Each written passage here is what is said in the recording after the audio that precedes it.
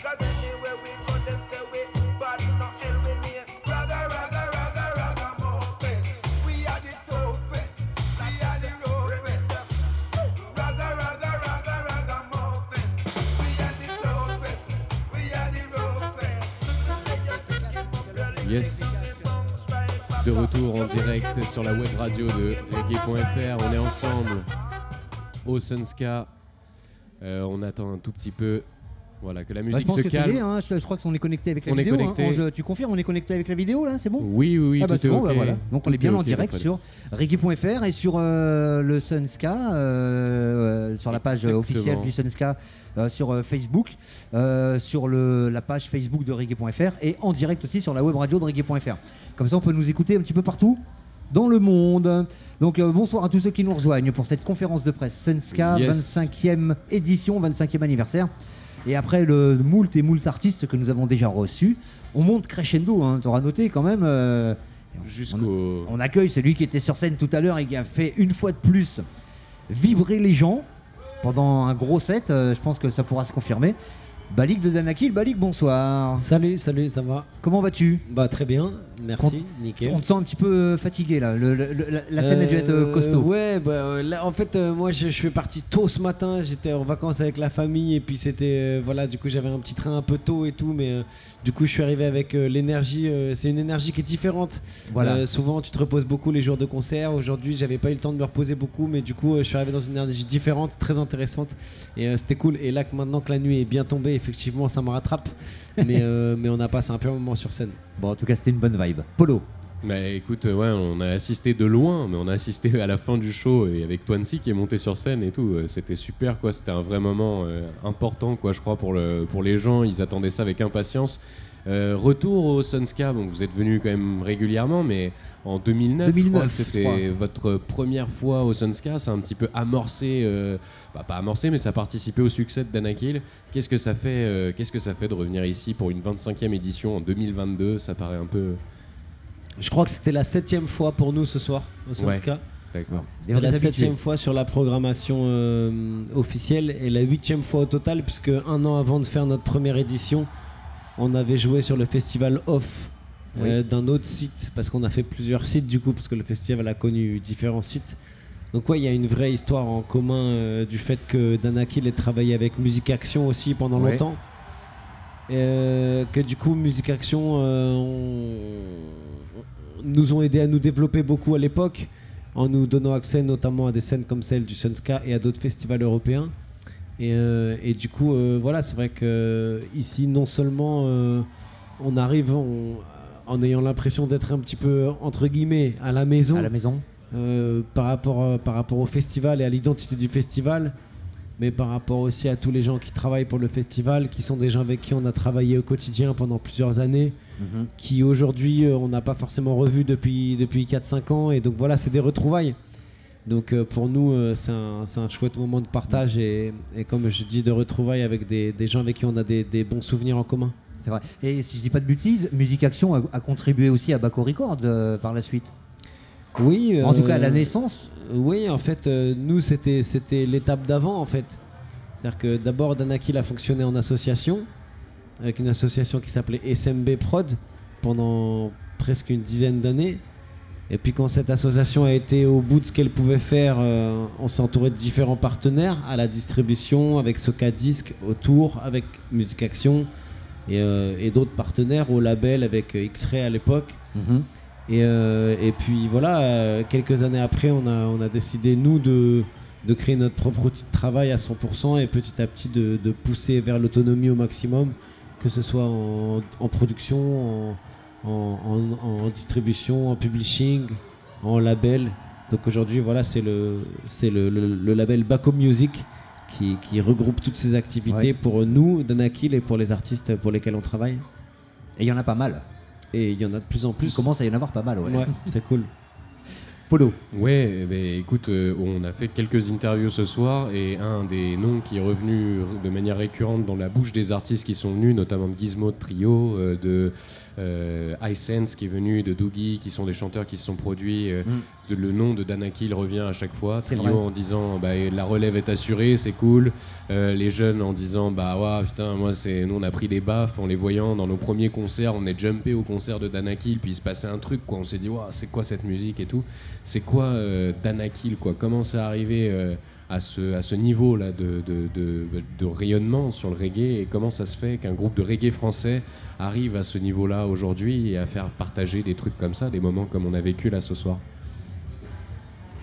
C'est pas seulement l'histoire de Danakil, c'est l'histoire de plusieurs groupes de reggae en France avec lesquels on partage beaucoup de festivals, beaucoup de moments.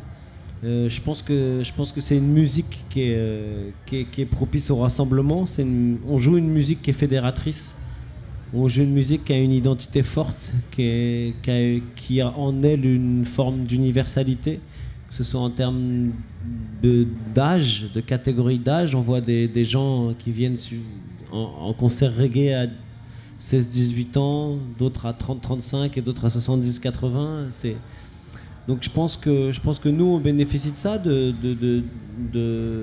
entre guillemets de l'ADN de cette musique qu'on joue et dont on essaye d'être un relais fidèle à nos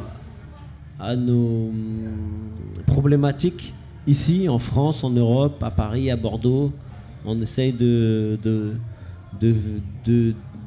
perpétuer l'esprit représentatif et combatif du reggae à des questions qui sont les nôtres dans les vies qu'on mène, en fait, sans essayer de se faire passer pour quelqu'un d'autre. Oui, et on se souvient notamment des Nuits debout, un concert à la place de la République qui avait eu lieu, et c'est des causes, des engagements qui vous tiennent à cœur, quoi, à chaque fois. Je pense au niveau de l'écriture, même des albums, vous devez vachement réfléchir à ces thèmes-là. C'est quoi les problématiques actuelles qui vous tiennent à cœur dans le groupe aujourd'hui? Je sais pas trop comment te répondre parce que je suis beaucoup en réaction, c'est-à-dire que je planifie pas, je me dis pas tiens, de quoi je vais parler, en fait. C'est plus il se passe un truc cette semaine, ça provoque une réaction et j'ai envie et à un moment dans mon processus d'écriture, ça intervient de manière directe ou dérivée.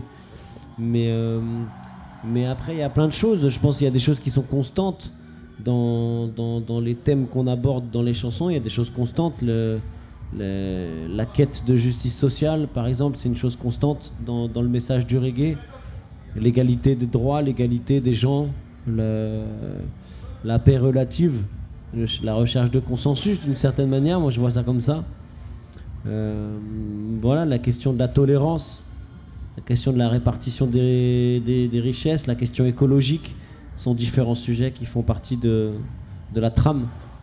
Oui, et forcément sur lesquels vous avez envie de réagir, du coup. Ouais. On va vous laisser poser des questions dans une petite minute. Ne vous inquiétez pas, préparez vos questions justement et on va vous inviter à venir les poser juste après.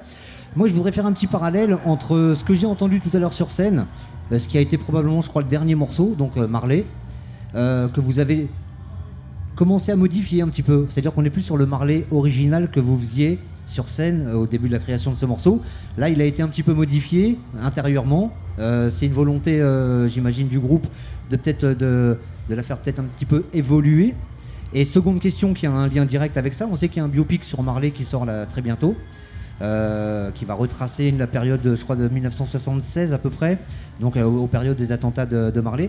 Toi qui as chanté justement un morceau phare du groupe Danakil, est-ce que tu es pressé de voir ce biopic, ou est-ce que tu es un petit peu lassé de tout ce qui sort sur Marley? Alors, premièrement, oui, en fait, la version du Marley qu'on joue en live, on l'a changé à chaque tournée. Donc, le morceau il est sorti en 2008 et du coup depuis 14 ans qu'on joue ce morceau en concert, on a dû faire 8-9 versions différentes, vraiment à chaque fois. Donc ça c'est la version de cette année où effectivement on a rejoué les bridges originaux. Ouais. C'est le choix qu'on a fait pour... c'est cool, on se fait plaisir sur ce morceau en le changeant à chaque fois. Et quant au biopic de Marley, il se trouve que, en tout cas, moi je regarde pas énormément de films, mais dans ce que j'aime regarder, j'adore les biopics. Et justement, voilà, c'est le genre de film que j'aime regarder, quoi. Genre, je m'éclate à regarder les biopics, et notamment encore plus quand c'est des trucs de chanteurs, genre le Ray Charles, tu vois, qu'il y a pu avoir, par exemple, celui sur Queen aussi, Freddie Mercury. Donc évidemment un biopic sur Marley, moi je suis content, je vais aller le voir. Et non, je suis pas dans le j'en ai marre, j'ai envie de voir ce qu'ils font. Ça peut être un bon film, Carrément. ça peut être un mauvais film, mais ça peut être un bon Ça film. peut être un et- bon film aussi. Non, je suis d'accord avec ça, y a pas de souci pour moi. Bon. Et ben voilà, on est tout comme toi impatient d'aller le découvrir, ce biopic qui sort, je crois, en 2023. Alors, ouais, Il en me semble, janvier hein, 2023. à quelque chose près. On va commencer à proposer aux gens qui sont ici, s'ils ont des questions. Je vois Sistatika qui est déjà prête dans les starting blocks. Il y avait Pessac FM qui était là tout à l'heure, qui aura probablement des questions aussi à poser. Mais si tu veux, Sista, on commence par toi, hein, pas de problème, on peut y aller, c'est parti. Et c'est parti. Salut Balik, Salut. merci. Bon, tu connais Kika, Eau de Radio. J'ai 4 questions pour toi. La première, elle parle de cet album, le 11e album, parce que dans un mois, ça fera 1 an que votre 11e album, Rien ne se tait, est sorti, en plein dans la pandémie. Les textes n'ont pas besoin d'être plus parlants. Le titre Oublions, le livre des 20 ans, l'album Live à la maison, et puis Rien ne se tait. Le public en redemande, quelle que soit la génération. Ça te fait, ça vous fait quelle sensation d'être avec eux encore maintenant, D'être avec, d'être avec ce public-là qui vous suit, quelle que soit la génération. de revenir, bah c'est fort justement. Tout à l'heure quand je parlais de l'universalité de cette musique à travers les âges, moi un des trucs les plus marquants dans ce que je vis depuis 20 ans, c'est justement c'est de voir aujourd'hui qu'à la fin de beaucoup de concerts, quand on va au Merch, je croise beaucoup de 3 générations ensemble qui viennent, des petits avec leur père et leur grand-père. C'est-à-dire, ça fait 8 ans, 35 ans, 65 ans, quoi. Ouais. Et du coup, ça, c'est un vrai plaisir. Nous, on a commencé il y a 20 ans.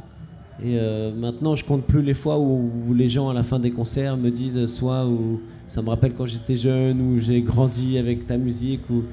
Donc, passer le temps, si tu veux, et ne pas cantonner son œuvre artistique, entre guillemets, à une période précise. Moi, je trouve ça valorisant. Ouais. Et du coup, je m'en fais, ça me fait plaisir, quoi. En gros, C'est la reconnaissance. de constater que les gens qui venaient nous voir quand ils avaient 15 ans viennent aujourd'hui à 25 ans en nous disant putain, j'étais déjà là à 15 ans. C'est chambé, quoi, en fait. Parce qu'on grandit avec vous. Alors, Et c'est en ça tout qui est cas, moi, bon. quand j'ai ce genre de témoignage, ça me fait vraiment plaisir. Ouais. Ça te touche à l'intérieur. C'est ça qui est bon, c'est ton humilité qui parle. Les textes appellent à la responsabilité de chacun. D'après vous, comment les gens essayent d'être responsables? Bah, ça, après, ça dépend de tout à chacun. Je peux pas m'exprimer pour les autres. Je pense qu'il y a trop de gens c'est une question trop générique, je peux pas te répondre. Ouais. Chacun voit les choses à sa façon, mais c'est vrai que d'une certaine manière, avec le temps qui passe et La sensibilisation et que la vous faites. la sensibilisation qui évolue, la responsabilité de chacun s'accroît. Bien La sûr. responsabilité individuelle, donc à chacun d'en prendre conscience. On est encore plus responsable, de plus en plus, bien sûr. Comment décririez-vous, avec le recul, votre carrière? Une grande histoire d'amitié avec l'équipe avec laquelle on est aujourd'hui encore en tournée. Ouais. Voilà, une vraie histoire d'amitié, comme une grande colonie de vacances, quoi, qui part ensemble depuis une vingtaine d'années déjà, et en espérant que ça dure. Bah oui, espérons aussi, plus Natijan qui vous a rejoint, donc ça donne du nouveau un petit peu, ça fait revivre toute cette énergie. Qu'est-ce que tu penses du mode plus intimiste du site du Reggae Senska, du fait qu'on soit à 7000, que la jauge soit réduite? Ouais, moi en tout cas, j'avais pas vu cette version-là, parce que le Sunska a changé beaucoup de fois d'endroit, on l'a vu à plein d'endroits différents. C'était cool ce soir. Je pense que d'une certaine manière, je trouve que les gens sont À mon avis, les gens seront contents de retrouver l'aspect campagne du Sunska par rapport à l'aspect ville. Bien C'était sûr. cool en ville aussi, c'était bien, il y avait des avantages, il y avait plein de trucs qui étaient nice. C'était différent. Mais j'entendais souvent les gens dire que ça leur manquait cet aspect champêtre du festival. Bien sûr. Et je vois aussi qu'il y a une grande possibilité, parce qu'il y a beaucoup d'espace encore. Donc, Bien sûr. pardon, ça me paraît raisonnable de repartir de plus petit et de grandir avec le temps. Exactement. Très bonne réponse, merci. La dernière, alors, je voulais te parler des feux de forêt parce que c'est ta région un petit peu ici et je voulais savoir quel était ton sentiment par rapport au fait que ça a brûlé dans la région et est-ce que ça va t'inspirer pour des futures chansons? Bah, je sais pas, mais là je suis comme tout le monde, je suis triste Enfin, c'est triste, quoi dire de plus, c'est triste de voir ça.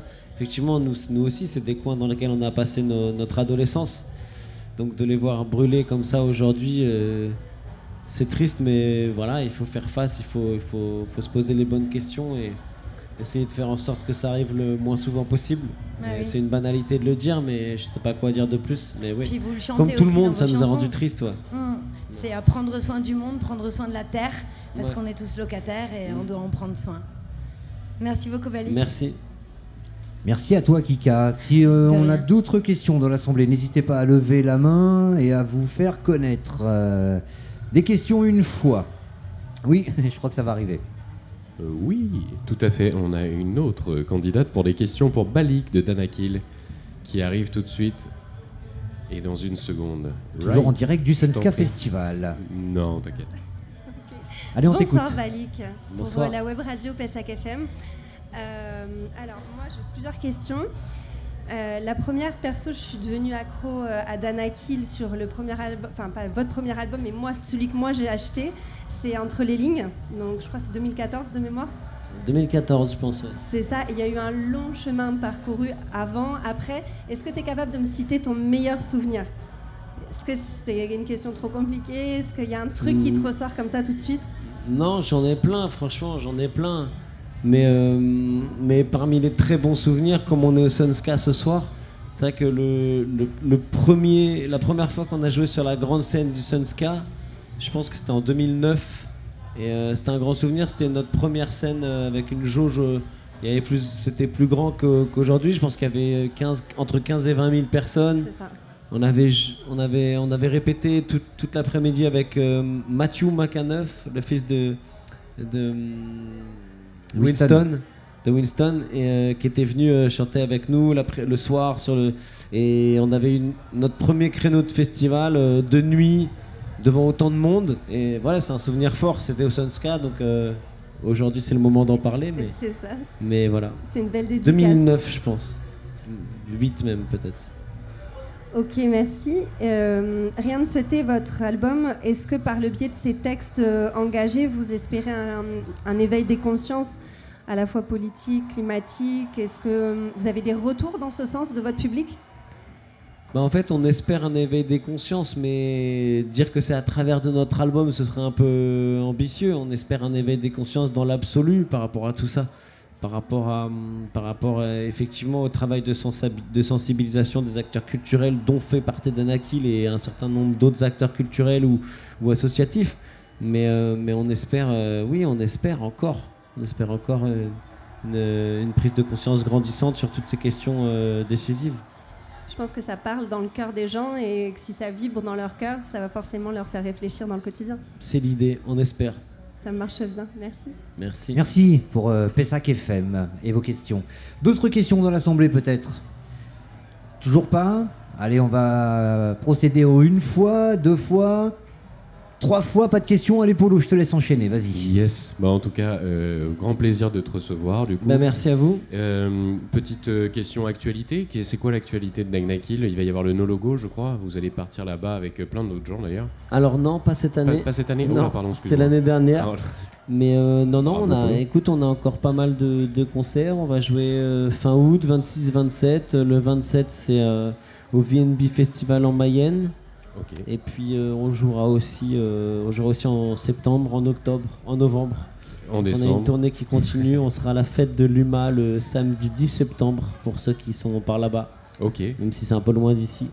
Et voilà, la tournée est en cours, elle continue et on a un album qui va sortir bientôt. C'est le remix par ODG du dernier album du groupe, comme on a fait pour l'album précédent. Ça arrive bientôt, à la fin de l'été. ODG Prod, activiste, qu'on big Exactement. up très haut. Et bon, qu'est-ce qu'on vous souhaite pour la suite du coup? Eh ben, la santé. La santé La et santé. une bonne continuation. Ouais. Yes.